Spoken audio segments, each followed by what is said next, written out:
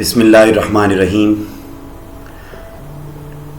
अज़ीज़ तलबा व तालिबात, मैं हूँ मोहम्मद इनाम मुस्तफ़ी। हमने अपने गुज़श्ता लेक्चर में अकबर इलाहाबादी की लिखी हुई एक नज़म जिसका उन्वान है खुदा सरसब्ज़ रखे इस चमन को मेहरबां होकर, इस नज़म के पहले 3 अशार मुकम्मल कर लिए थे। आज के लेक्चर में हम इस नज़म के अगले 4 अशार और उसके साथ साथ इस नज़म का खुलासा कैसे लिखा जाएगा, क्या होगा, इस सारी बात को हम अपने इस लेक्चर में जानने की कोशिश करेंगे। तो पहले 3 अशार के अंदर, जैसा कि आपके इल्म में है कि नज़म का उन्वान एक ही होता है और सारे के सारे अशार एक ही उन्वान से मुताल्लिक लिखे जाते हैं, तो इस पूरी नज़म के अंदर अकबर इलाहाबादी ने बहार के मौसम की मंजरकशी की है कि जब बहार का मौसम आता है तो उस वक्त हवा किस तरह की चलती है, फूल किस तरीके से खिलते हैं, बाग के अंदर सब्ज़ा किस तरह का उगता है, और जब फूलों को जो बहार के मौसम के आ जाने पर खिल जाते हैं तो उनको छू कर जब हवा गुजरती है तो वो कैसा समा पैदा करती है। तो बहार के मौसम में एक बाग का मंजर कैसा होता है, ये सारा मंजरनामा हमारे सामने इस नज़म की सूरत में अकबर इलाहाबादी ने रखा है। अजीज तलबा व तालिबात, पहले 3 अशार हम पढ़ चुके, तो चौथा शेर जिसमें अकबर इलाहाबादी कहते हैं कि बहार का मौसम आता है तो क्या होता है, बलाएं शाखे गुल की ली नसीमे सुबह गाही ने, बलाएं शाखे गुल की ली नसीमे सुबह गाही ने, हुई कलियां शगुफ्ता रुए रंगीने बुता होकर। बड़ा खूबसूरत शेर और बड़ा खूबसूरत मंजरनामा बयान किया है। वो कहते हैं बलाएं लेना कुर्बान जाना। पहले मानी देखिए, बलाएं लेना का मतलब है कुर्बान होना, शाख गुल फूल की शाख, नसीम सुबह गाही सुबह की ठंडी हवा, और शगुफ्ता कहते हैं खिल उठना, मुस्कुराना, रंगीने बुता से मुराद यहां पर महबूब का चेहरा। अब देखिए शायर ये कहता है, ये मानी आपने जान लिए, अब इसका मफहूम देखिए। शायर क्या कहते हैं, वो कह रहा है कि बहार के मौसम में जब सुबह के वक्त हवा चलती है तो वो क्या करती है, कहता है सुबह के वक्त चलने वाली हवा ने फूल की टहनी की बलाएं ली, यानी जब हवा चल रही थी तो उसका दिल फूल की टहनी पर कुर्बान होने को कर रहा था, और उसकी वजह से हुआ क्या, जब उसका दिल उस पे कुर्बान होने को कर रहा था तो उसका हुआ क्या, कहता है जिसकी वजह से बंद कलियां भी खिल उठी, यानी जो सुबह के वक्त हवा चली उसकी वजह से जो बंद कलियां थीं वो भी यूं खिल उठी, बंद कलियां भी खिल उठी, फूल बन गई, कलियां फूल बन गई, और इस तरह वो फूल लगने लगे जैसे महबूब का खूबसूरत मुस्कुराता हुआ चेहरा होता है। तो कहता है कि ये बहार के मौसम में जब सुबह की हवा चलती है तो वो क्या काम करती है, वो 2 काम करती है। पहला काम ये कि वो टहनी पर कुर्बान होने को उसका दिल करता है सुबह की ठंडी हवा का, और दूसरा ये कि उसको वो जब चलती है सुबह की ठंडी हवा, एक तो वो फूल की टहनी की बलाएं लेती है, यानी फूल की टहनी पर उसका कुर्बान होने को दिल करता है, और दूसरी ये बात कही कि जैसे ही उसने बंद कली को छुआ, यानी सुबह की ठंडी हवा ने बंद कली को छुआ तो छूते ही बंद कली खिल के फूल बन गई, और यूं फूल बनी, यूं वो कली मुस्कुराई फूल बनकर, जैसे महबूब का मुस्कुराता हुआ चेहरा होता है। तो अजीज तलबा व तालिबात, इस शेर में शायर कहता है कि जब चमन में बहार आई तो फिर क्या हुआ, हर तरफ रौनक और चहल पहल हो गई, फूल खिल उठे और हर तरफ सब्जा ही सब्जा हो गया, गोया बाग में जिंदगी की नई लहर दौड़ आई। और जब हवा चलती है और फिर बिलखसूस जब सुबह की ठंडी हवाएं चलती हैं तो वो दरख्तों और पौधों की टहनियों से बेहद प्यार करती हैं और उन पर सदके वारी होने लगती हैं। सुबह की ठंडी हवाएं सदके वारी होने लगती हैं, उनका दिल कुर्बान होने को करता है। जैसे माँ अपने बच्चे को अपनी आगोश में लेकर प्यार करती है और सदके वारी जाती है, बिल्कुल उसी तरह सुबह की ठंडी हवा टहनियों को छू के गुजरती है तो टहनियां बेहद उससे प्यार करने लगती हैं और ठंडी हवा का उन टहनियों पर कुर्बान होने को दिल करता है। और फिर वो दिल करता है और फिर आगे ये कि वो चलती है तो फिर जो बंद कलियां होती हैं उन्हें भी वो खिलाती चली जाती है, फूल बनाती चली जाती है वो ठंडी हवा।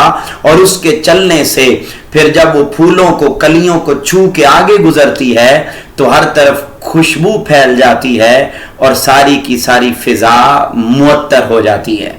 तो यूं जो है वो इस तरह जब बहार का मौसम आता है तो यूं फूल भी खिलते हैं महबूब के हसी चेहरे की तरह, फिर यूं ठंडी मीठी हवाएं भी आती हैं, फिर खुशबू और मुअत्तर भरी फिजा भी बन जाती है और हर तरफ इस कदर फूल खिलते हैं, इस कदर रौनक आ जाती है कि शायर कहता है कि दुआ बहार की मांगी तो इतने फूल खिले, दुआ बहार की मांगी तो इतने फूल खिले, कहीं जगह न मिली मेरे आशियाने को।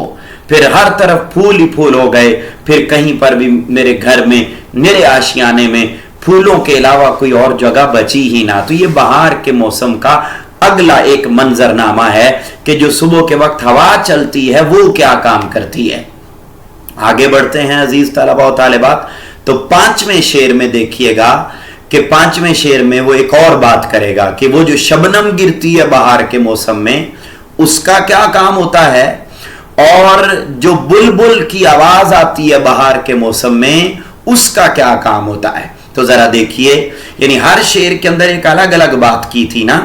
तो पहले 3 अशार का पिछले लेक्चर में समझा दिया था, अब अगले 4 लेक्चर को यहां पर आपके सामने रख रहा हूं। तो चौथे शेर में बताया कि जो हवा चलती है वो क्या काम करती है, वो 2 काम करती है।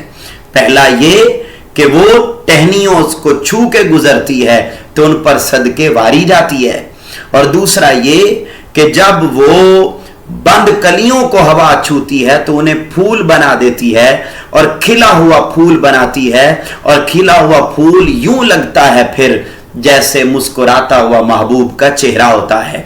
तो आगे बढ़ते हैं, 5वें शेर में शबनम और बुलबुल की बात करेगा कि उनका क्या काम है। तो जरा देखिए, कहता है किया फूलों ने शबनम से वुजू सेहने गुलिस्तां में, सेहने गुलिस्तां बाग का सेहन, किया फूलों ने शबनम से वुजू सेहने गुलिस्तां में, सदाए नगमाए बुलबुल उठी बांगे अज़ां होकर। बहुत खूबसूरत शेर है। और अगले जो 2 अशार आ रहे हैं, या 5वां, 6वां और 7वां, ये जो 3 अशार हैं ये आपस में एक दूसरे के साथ मिले हुए हैं और इनकी अंदर एक बड़ा खूबसूरत मंजरनामा जो है वो अकबर इलाहाबादी ने बयान किया है। तो जरा हम देखते हैं मफहूम जो है वो क्या है। कहते हैं जी, बहार का मौसम आ गया है तो बाग के सेहन में फूलों ने शबनम से वुजू कर लिया है, यानी जो शबनम गिरी है फूलों पर बहार के मौसम में, वो शबनम इसलिए गिरी है ताकि वो फूलों को वुजू करवा दे, और फूलों ने भी अपने आप पर, अपने ऊपर शबनम को गिरा लिया है, और इसलिए गिराया है ताकि वो वुजू कर ले। और जो बुलबुल की आवाज आती है बहार के मौसम में, वो हकीकत में बुलबुल की आवाज नहीं है बल्कि आजान की आवाज बनकर गूंज रही है। अब ये तो इसका मफहूम है। تو آئیے ہم بڑھتے ہیں اس کی تشریح کی جانب. تو ذرا دیکھیے گا, میں سمجھاتا ہوں, آپ دیکھیے بات کو سمجھیے گا. جیسے اس کائنات کے اندر کوئی چیز بیٹے ایسی نہیں ہے جو عبادت نہ کرتی ہو. چرند, پرند, نباتات, حیوانات, حشرات, الغرض کائنات کے اندر پائی جانے والی ساری مخلوقات وہ اللہ کی حمد و ثنا کرتی ہیں, اللہ کی عبادت کرتی ہیں. تو جیسے انسان عبادت کرتا ہے تو وہ عبادت پاک اور صاف ہو کر کرتا ہے. ہم عبادت کرتے ہیں, ہم پہلے وضو کرتے ہیں, پاک صاف ہوتے ہیں. تو جب ہم پاک صاف ہوتے ہیں پھر ہم اللہ کی بارگاہ میں عبادت کرتے ہیں. تو پھر ساتھ ہی ہم عبادت کرتے ہیں تو عبادت سے پہلے اذان بھی دیتے ہیں. تو جس طریقے سے انسان پاک صاف ہوتا ہے اور اذان کی آواز پر لبیک کہتے ہوئے اللہ کے حضور سجدہ ریز ہوتا ہے, تو بالکل اسی طریقے سے ہر مخلوق کی اپنے اپنے انداز میں وضو بھی ہیں اور ان کی اذانیں بھی ہیں. تو شاعر اب اس میں کہتا ہے, اس شعر میں, کہ یہ جو شبنم گری ہے بہار کے موسم میں گھاس پر, پھولوں پر, باغ کے صحن میں, درختوں پر, پھولوں پر, ہر چیز پر, یہ جو اوس شبنم گری ہے, یہ شبنم اس لیے گری ہے تاکہ ہر چیز وضو کر لے. اور یہ جو بلبل آواز دے رہی ہے, گیت گا رہی ہے, یہ بیسیکلی اذان ہے تاکہ باغ کے اندر پائی جانے والی ہر چیز باوضو ہو جائے اور باوضو ہو کر اس کے حضور عبادت کرنے والی بن جائے.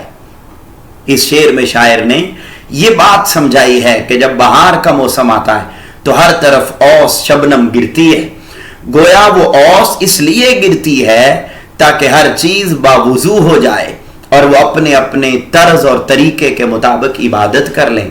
جس طرح نماز سے پہلے یا عبادت سے پہلے پاک صاف ہونا ضروری ہوتا ہے, بالکل اسی طرح چونکہ سبزہ نے بھی عبادت کرنی ہے اس لیے اس پر اوس گرتی ہے تاکہ وہ باوضو ہو جائے اور عبادت کر لے. اور جس طرح عبادت سے قبل اذان ہوتی ہے تو بہار کے موسم میں خوشی کے مارے جو بلبل نغمہ گاتی ہے گویا وہ اذان دیتی ہے اور ہر چیز کو پاک صاف ہو کر عبادت کرنے کا پیغام دے رہی ہے. تو یہ اس منظر کو بیان کیا ہے اکبر الہ آبادی نے جس منظر میں باغ کے صحن میں بہار کے موسم میں بلبل گیت بھی گاتی ہے اور اوس بھی گری ہوئی ہوتی ہے. تو اس کا مقصد بتایا ہے کہ یہ کیوں گرتی ہے اور یہ بلبل گیت کیوں گاتی ہے, کیونکہ اللہ تبارک و تعالیٰ نے قرآن مجید میں ارشاد فرمایا ہے ہر چیز حمد الہی کے ساتھ اس کی تسبیح کر رہی ہے. یعنی ہر چیز اللہ کی حمد کرتی ہے مگر تم اس کی تسبیح کو سمجھتے نہیں. ہمیں نہیں سمجھ آتی مگر کائنات کی ہر چیز اللہ کی حمد و ثنا کر رہی ہے. تو شاعر نے اسی لیے کہا کہ سحر کو باغ میں پڑتی ہے اس لیے شبنم, سحر کہتے ہیں صبح کے وقت, سحر کو باغ میں پڑتی ہے اس لیے شبنم کہ پتا پتا کرے یاد باوضو تیری. اے مولا یہ اس لیے شبنم گرتی ہے تاکہ وہ تیری عبادت باوضو ہو کر سکے, تیری یاد منا سکے باوضو ہو کر. عزیز طلباء و طالبات, یہ آپ نے اشعار جو میں آپ کو ہر شعر کے اندر لکھوا رہا ہوں ان کو آپ نے حوالہ کے طور پر لازمی تشریح کے اندر ذکر کرنا ہے.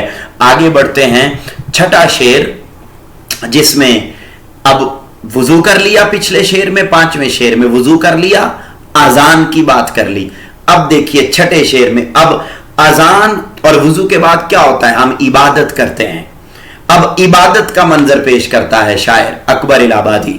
وہ کہتے ہیں ہوائے شوق میں شاخیں جھکیں خالق کے سجدے کو, بڑے جذبے کے ساتھ, شوق کے ساتھ.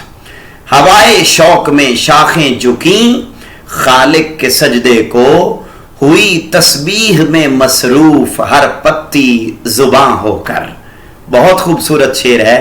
کہتا ہے مفہوم سنیے, بہار کے موسم میں شاخیں عشق کے جذبے سے سرشار ہو کر اپنے خالق کو سجدہ کرنے کے لیے جھک گئیں اور پھول کی پتی फूल की हर पत्ती अल्लाह ताला की हमदो सना करने लगी है।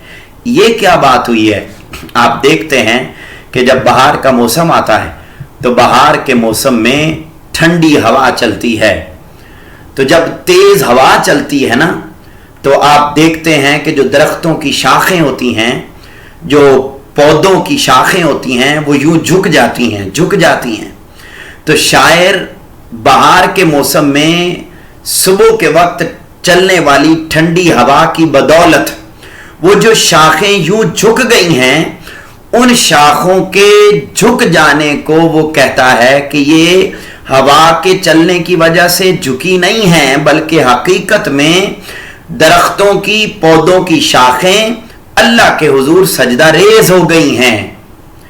नंबर 1। नंबर 2, अगली जो बात समझाई वो ये कि जब हवा चलती है तो आप देखते हैं ना कि हवा चलती है तो हवा छू के गुजरती है, तो फिर शां शां की आवाज आती है दरख्तों में से, पौधों में से। जब छू के गुजरती है हवा तो हवा के छूने की आवाज आती है। तो कहता है वो जो दरख्तों की शाखें झुक गई हैं वो अल्लाह के हुजूर सजदा हो रहा है, और जो दरख्तों की पत्तियों से, उनकी शाखों से और फूलों की पत्तियों से जो आवाज आ रही है हवा के छू के गुजरने से, वो हकीकत में अल्लाह की हमदो सना बयान हो रही है। हकीकत में वो अल्लाह अल्लाह की तस्बीह बयान हो रही है।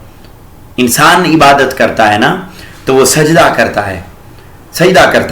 सजदा करने के बाद फिर वो तस्बीह करता है। कभी तस्बीह फातिमा पढ़ता है, कभी कोई तस्बीह, कभी कोई। इसी तरीके से यही मंजरनामा, ये इबादत का मंजरनामा जो है वो बहार के मौसम के आने पर बाग के सेहन के अंदर अकबर इलाहाबादी ने बयान कर दिया है। कहते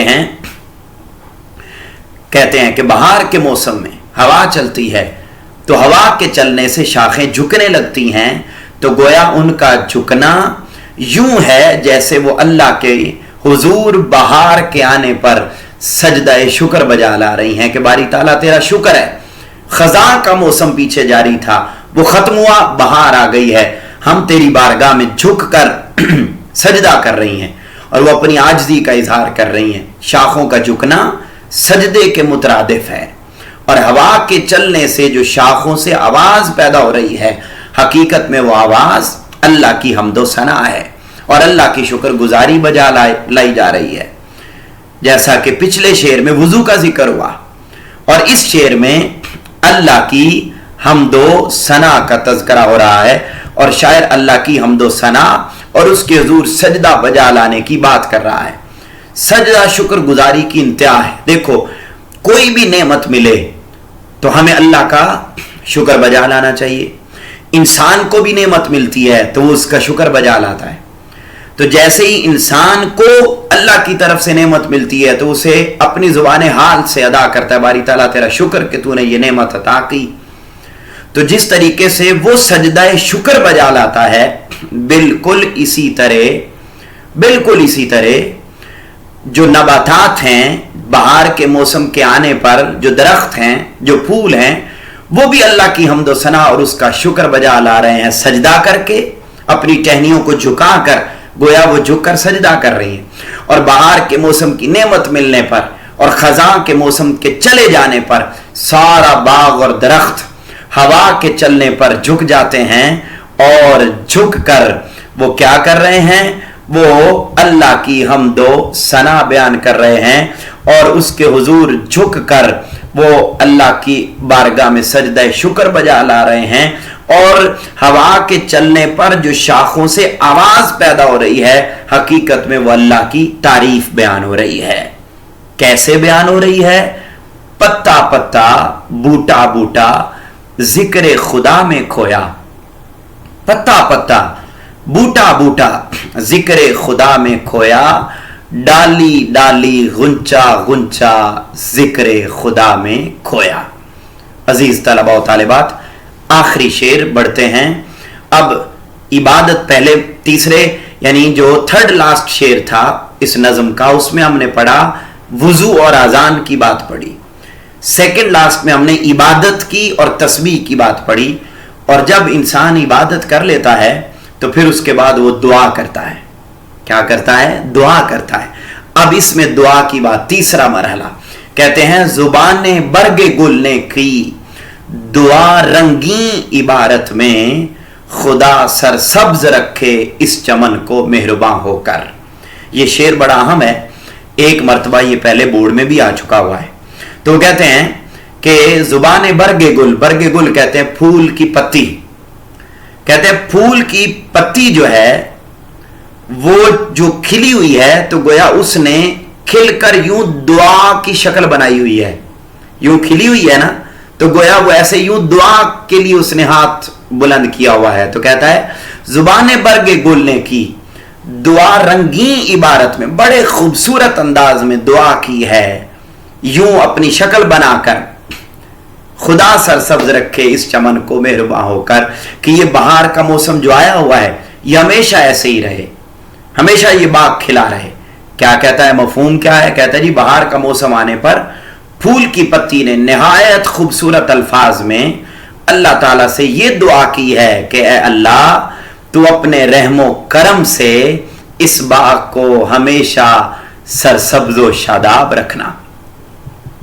کیا کہتا ہے اس شعر میں شاعر نے عبادت کے بعد مرحلہ، عبادت کے بعد کا مرحلہ یعنی کس کا ذکر کیا ہے؟ دعا کا ذکر کیا ہے.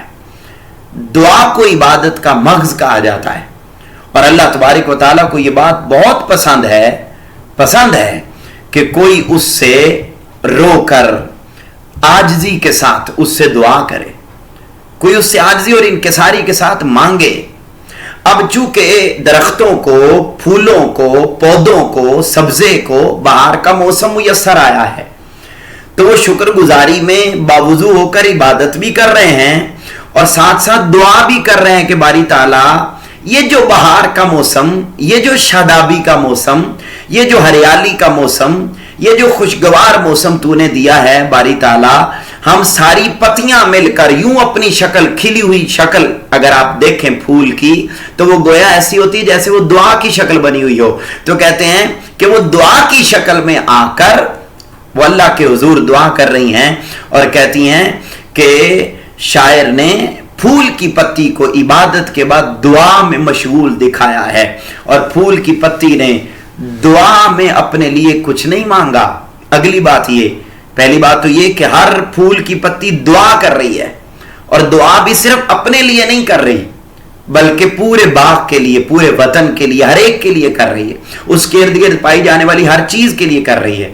اور ساتھ ہمیں بھی پیغام دے رہی ہے کہ جس طرح میں اپنے لیے دعا نہیں کرتی، اسی طرح جب اے انسانوں تم بھی دعا کرو تو صرف دعا اپنے لیے نہ کیا کرو بلکہ دوسروں کو بھی دعا میں شریک کیا کرو. تو وہ پورے چمن کے لیے دعا مانگ رہی ہے اور کیا کہہ رہی ہے کہ باری تعالیٰ اس چمن کو یوں ہی شاد اور آباد رکھ اور اس پہ کبھی خزاں کا موسم لوٹ کر نہ آئے، یہ ہمیشہ بہار کا موسم رہے، یوں ہی تیرے گیت گائے جاتے رہیں، یوں ہی بلبلیں آزاں دیتی رہے، یوں ہی مرغان چمن تیرے گیت گاتے رہیں، یوں ہی حمد و ثنا ہوتی رہے، یوں ہی بہار کا موسم پورے چمن پر آباد رہے، تر و تازہ رہے اور ہر ایک چیز میں خوشبو آتی رہے.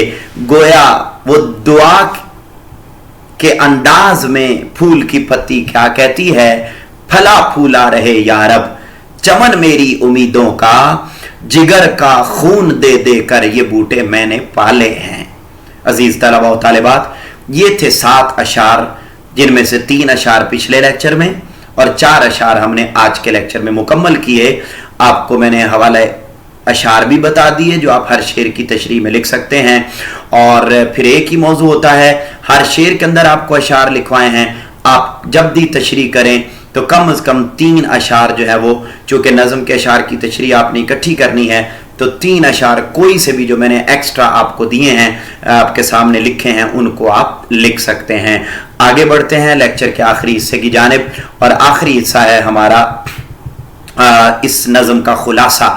آپ کو کسی بھی ایک نظم کا خلاصہ بورڈ میں آنا ہے جو 5 نمبر کا ہوگا، اور اگر آپ کو اس نظم کا خلاصہ آئے تو اس کو آپ نے اس طریقے سے لکھنا ہے. 5 نمبر کا یہ سوال ہے، آپ کے سامنے لکھا ہوا ہے، اس کو آپ یاد کیجئے اور اس کو لکھیے और इसी ही अंदाज में आपने बोर्ड के अंदर लिख के आना है, जिससे यकीनन आपको 5 में से 5 नंबर भी मिल सकते हैं, वरना 3-4 तो आसानी से मिल ही जाया करते हैं। तो शायर क्या कहता है इस नज़म के अंदर, आप खुलासे में क्या लिखेंगे? कहते हैं जी, शायर कहते हैं कि बाहर आने से बाग में हर तरफ फूल खिल गए हैं। चूँकि इसके अंदर पूरे बहार का एक मंजरनामा बयान किया गया है, ठंडी हवा चल रही है और हर चीज़ उजली उजली हो गई है, खूबसूरत फूल खिले हैं, तो फूलों को देखकर परिंदे बहार के आने का गीत गा गा कर पैगाम दे रहे हैं। हर तरफ इस कदर सब्जा हो गया है, हर तरफ इस कदर सब्जा हो गया है कि जैसे जमुर्द का कालीन बिछ गया हो। जमुर्द का कालीन मैंने जैसे आपको तशरीह करते वक्त भी बताया था कि ये जमुर्द जो है वो एक सब्ज रंग का पत्थर होता है, तो जैसे सब्ज रंग का पत्थर बिछ गया हो, लग गया हो, बिल्कुल ऐसे ही हर तरफ सब्जा हो गया है। हवा के झोंके बहार के मौसम में दीवानावार चलते हैं, तो फूलों से लदी डालियां झूमती हुई दिखाई दे रही हैं। इस सारे मंजरनामे में बुलबुल की सदा आवाज आजान बनकर गूंज रही है। फूलों ने शबनम से वुजू करके अल्लाह के हुजूर सजदा करने की तैयारी कर ली है, और फूलों की पत्तियां चमन की हिफाजत की खातिर दुआ कर रही हैं। तो ये पूरा मंजरनामा इसके अंदर बयान किया है। आप इसको, इस खुलासे को आप इसी तरीके से याद करेंगे, और इस खुलासे को जो है वो याद करके यकीनन आप जो है वो 5 नंबर ले सकेंगे। आपके सामने खुलासा मौजूद है, इसको लिखिए, याद कीजिए और उर्दू के तैयारी पर भरपूर तवज्जो जारी रखिए। आपसे मुलाकात होगी इंशाअल्लाह अगले लेक्चर में एक नए उन्वान के साथ, नए सबक के साथ। तब तक के लिए अपने घर वालों का बहुत ज़्यादा ख्याल रखिएगा। अल्लाह हामी व नासिर। अल्लाह हाफिज़।